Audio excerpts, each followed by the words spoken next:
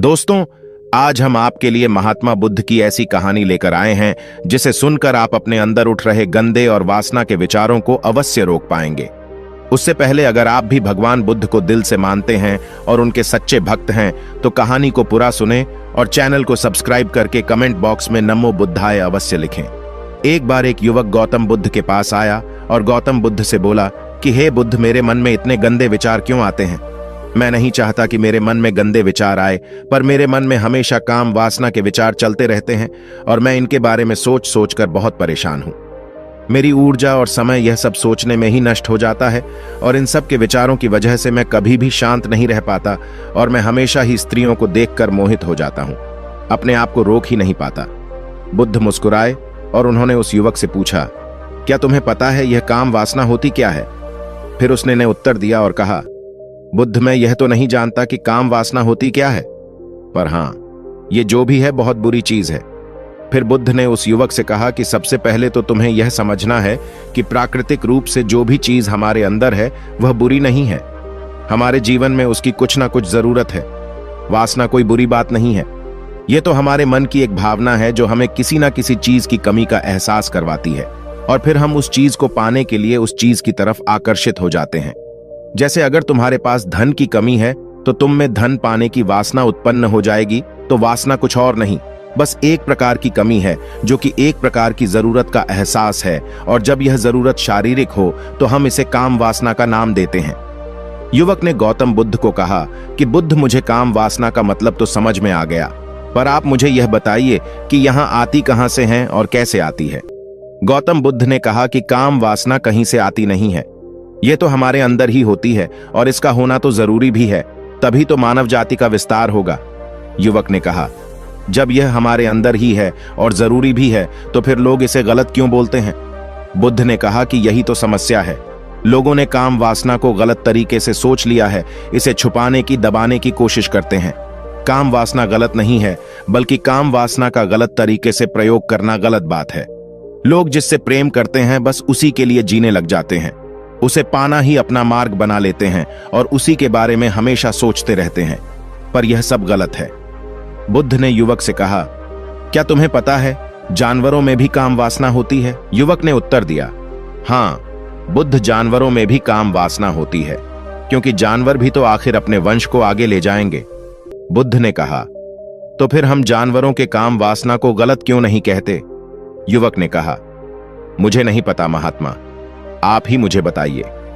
गौतम बुद्ध ने कहा कि जानवर अपनी काम वासना का प्रयोग आनंद प्राप्ति के लिए नहीं करते, वह तो सिर्फ संतान उत्पत्ति करने के लिए काम वासना का उपयोग करते हैं। जानवरों को प्रकृति ने इतनी समझ नहीं दी कि वह काम वासना को अपने सुख का आधार बना सके।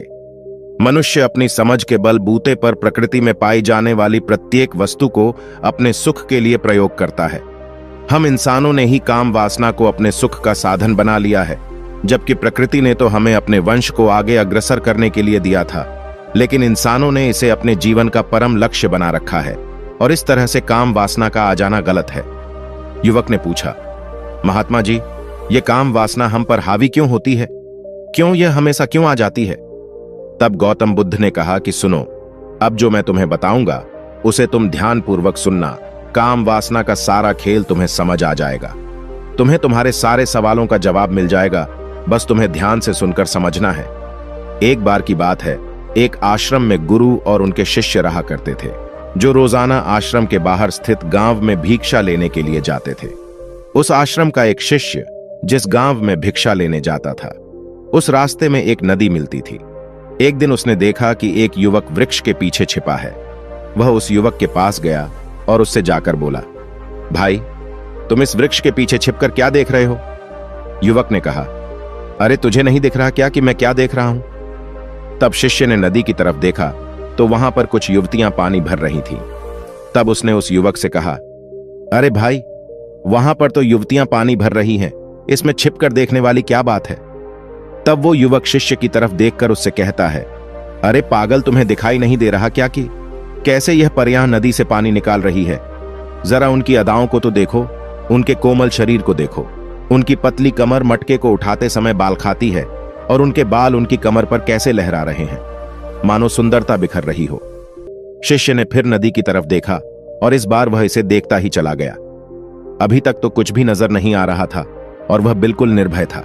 उसे किसी भी बात का कोई डर नहीं था। लेकिन अब वो छिपने लगा और उन युवतियों को देखने लगा। और जब वो छिपकर उन युवतियों को देख रहा था, तभी वह अचानक अंदर से कांप गया और उसने कहा कि यह मैं क्या कर रहा हूं? मैं जो कर रहा हूं वह सही नहीं है। मुझे यहां से चले जाना चाहिए। और फिर वह जल्दी से वहां से चला गया। वो आश्रम पहुंच जाता है। आश्रम जाकर वो अपने कार्यों में लग गया।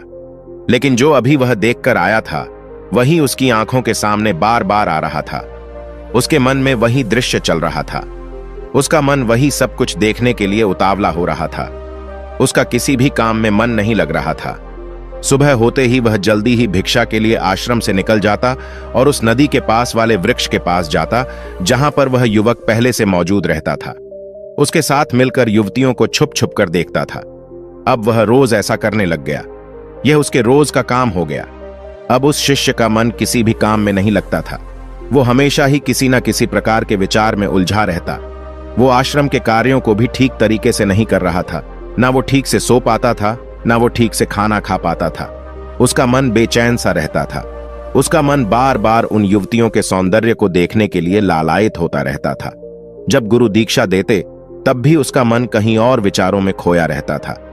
गुरु ने अपने शिष्य की इन हरकतों को भांप लिया था।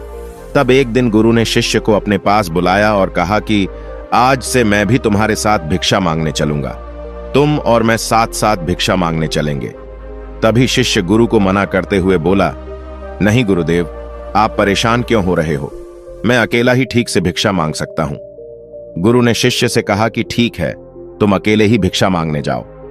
शिष्य तुरंत वहां से भिक्षा मांगने के लिए निकल गया। उसके जाने के बाद गुरु भी आश्रम से निकल गए और शिष्य का पीछा करने लगे कि वो कहा जाता है, किससे मिलता है। ये सब देखने के लिए उसके पीछे पीछे चलने लगे। कुछ आगे जाने के बाद गुरु ने देखा कि उनका शिष्य एक युवक के साथ एक वृक्ष के पीछे अपराधी की तरह छिपा हुआ है और छिपकर कुछ देख रहा था। गुरु भी अपने शिष्य के पीछे गए कि आखिर उनका शिष्य क्या देख रहा है, जिसे देखने के लिए वो वृक्ष के पीछे अपराधियों की तरह छिपा हुआ है। गुरु ने देखा कि उनका शिष्य वृक्ष के पीछे छुपकर युवतियों को देख रहा था, जो कि नदी से पानी भर रही थी। तभी गुरु ने शिष्य को कहा कि तुम क्या देख रहे हो? अपने गुरु की आवाज सुनकर वह शिष्य घबरा गया और उसके पसीने छूटने लगे। वह थर थर कांपने लगा, जैसे किसी चोर को चोरी करते समय रंगे हाथों धर लिया हो। उसकी हालत खराब हो गई। वह कुछ भी नहीं बोल रहा था। उसके मुंह से कुछ टूटे फूटे शब्द ही बाहर निकल रहे थे। वो अपने गुरु से नजर भी नहीं मिला पा रहा था। गुरु ने शिष्य की तरफ देखा और कहा कि मेरा शिष्य तो निर्भय था, उसे तो किसी भी चीज का डर नहीं था, लेकिन यह क्या, तुम तो डर के मारे कांप रहे हो। शिष्य ने गुरु से कहा कि मुझे माफ कर दो गुरुदेव, मेरा इसमें कोई दोष नहीं है। उस युवक ने मुझे बहका दिया था, लेकिन आपसे मैं वादा करता हूं कि आज के बाद मैं ऐसा कभी दोबारा नहीं करूंगा। मुझे माफ कर दो। गुरु ने शिष्य से कहा कि कोई बात नहीं, पर इस बात का तुम ध्यान रखना कि हम जैसी संगति करते हैं, वैसा ही फल हमें प्राप्त होता है। उसके विचार हमारे अंदर प्रवेश करते हैं, इसीलिए अच्छी संगति करो, जिससे तुम्हारे अंदर अच्छे विचारों का प्रवेश हो। फिर गुरु और शिष्य आश्रम लौट आए और फिर से आश्रम के कार्यों पर ध्यान देने लगे। उसने उस रास्ते को त्याग दिया और दूसरे रास्ते से जाने लगा। वो अपने काम को ध्यान से करता, लेकिन धीरे धीरे उसके अंदर क्रोध उत्पन्न हो गया और फिर वो दूसरों पर क्रोध करने लगा और बेचैन रहने लग गया। अब वो सही समय पर भोजन भी नहीं करता था। वह भोजन भी बहुत कम खाता था। एक रात गुरु शिष्य के पास आए और उसे बोले कि अब तक तुम कितनी बार अपने वादे से मुकर चुके हो। यह सुनकर शिष्य अपने गुरु के चरणों में गिर गया और रोने लगा। रोते रोते ही उसने गुरु से कहा कि गुरुदेव, मैं कई बार अपना वादा भूला हूं, फिर वादा कर लेता हूं, लेकिन हर बार मैं वादा भुला देता हूं। मेरा मन मेरे नियंत्रण में है ही नहीं। मैं बहुत कोशिश करता हूं कि मैं अपने मन से सारे बुरे विचारों को निकाल डालूं, लेकिन मैं चाहकर भी ऐसा नहीं कर पा रहा हूं। फिर गुरु ने शिष्य को कहा कि चलो मेरे साथ। गुरु शिष्य को आश्रम के बगीचे में लेकर गए और शिष्य से कहा कि देखो, यहां पर कुछ नाली बनी हुई है, जिससे नदी का पानी इन पौधों तक आ रहा है और यह पानी एक निरंतर भाव से बह रहा है। क्या तुम इस पानी के बहाव को रोक सकते हो? शिष्य ने कहा कि हां गुरुदेव, मैं इस बहाव को रोक सकता हूं। फिर शिष्य ने मिट्टी उठाकर उस नाली में डाल दी। वो पानी कुछ देर के लिए रुक गया और फिर कुछ समय बाद मिट्टी के ऊपर से पानी बह गया। गुरु ने शिष्य से कहा, अरे यह क्या, यह तो पानी रुका ही नहीं, फिर शिष्य ने कुछ मट्टी पत्थर उठाकर उस नाली में डाल दिए और फिर कुछ समय के लिए पानी रुक गया, लेकिन फिर उस पत्थर के ऊपर से पानी निकल आया। फिर गुरु ने कहा कि यह क्या हुआ? पानी तो फिर से बह गया। तुम तो बोल रहे थे कि तुम इसे रोक दोगे। क्या हम किसी काम को रोकना चाहे तो क्या हम उसे रोक नहीं सकते? तब शिष्य ने कहा, कोई बात नहीं गुरुदेव, मैं इस पानी को तो आपको रोक के दिखाऊंगा। वह फिर से एक भारी सा पत्थर लेकर आया और उसे नाली पर डाल दिया और पानी रुक गया। तब गुरु से कहा कि देखा गुरुदेव, मैंने कहा था ना कि पानी को मैं रोक दूंगा। मैंने पानी को रोक दिखाया, आपकी बात मैंने पूरी कर दी। गुरु मुस्कुराए और बोले, अच्छा जरा ध्यान से देखो पा, ये रुक गया क्या? वो तो पीछे की नाली से बाहर आ गया और अगल बगल से बह रहा है। और ध्यान से देखो, इस पत्थर के आगे भी आ गया और यह पानी अपना रास्ता बदलकर फिर से आगे की तरफ बह जाएगा। और फिर कुछ देर बाद ऐसा ही हुआ। फिर गुरु ने शिष्य को समझाया कि तुम्हारे साथ भी तो ऐसा ही चल रहा है। तुम बार बार प्रयास कर रहे हो, पर हर बार तुम्हारा प्रयास टूट रहा है और यह हमेशा टूटता ही रहेगा। तुम कितना भी मिट्टी पत्थर रख लो, लेकिन पानी तो अपना रास्ता बना ही लेगा। यह सब देखकर शिष्य ने गुरु से कहा कि हे गुरुदेव, क्या कोई तरीका नहीं है जिससे मैं गंदे विचारों से बाहर निकल सकूं और यह मेरे मन में आए ही नहीं? गुरु शिष्य को एक नदी के पास ले गए जहां से उस बगीचे में पानी आ रहा था। गुरु ने शिष्य से कहा, वो पानी इसी नदी से जा रहा है। अगर हम यहीं से उस रास्ते को बंद कर दें जहां से पानी बगीचे में जा रहा है, अब क्या हम पानी को रोक नहीं सकते? शिष्य ने कहा कि हां गुरुदेव, अवश्य ऐसा हो सकता है। मैं इस पानी को यहीं से बंद कर देता हूं, तब आगे की नाली में पानी जाएगा ही नहीं और फिर बगीचे में पानी जाएगा ही नहीं।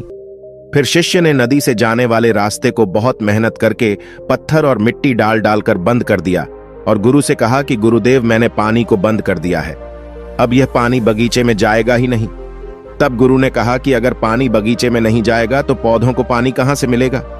उन पौधों को तो पानी की आवश्यकता है और उन पौधों में कुछ पौधे तो ऐसे हैं जिनको रोज पानी की आवश्यकता है।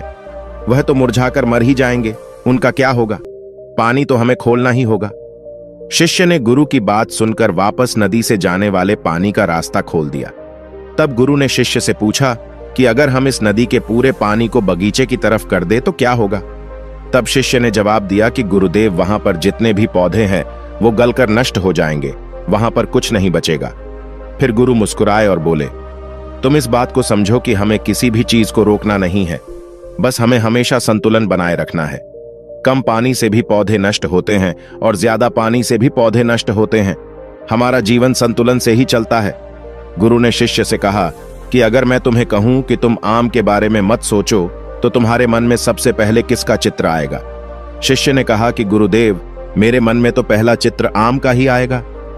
गुरु ने कहा कि जब हम गंदे विचारों को जबरदस्ती रोकने का प्रयास करते हैं तो वह और मजबूती के साथ हमारे अंदर प्रवेश करते हैं, हमारे अंदर उठते हैं। इसीलिए हमें उन्हें कभी भी दबाने की कोशिश नहीं करनी चाहिए।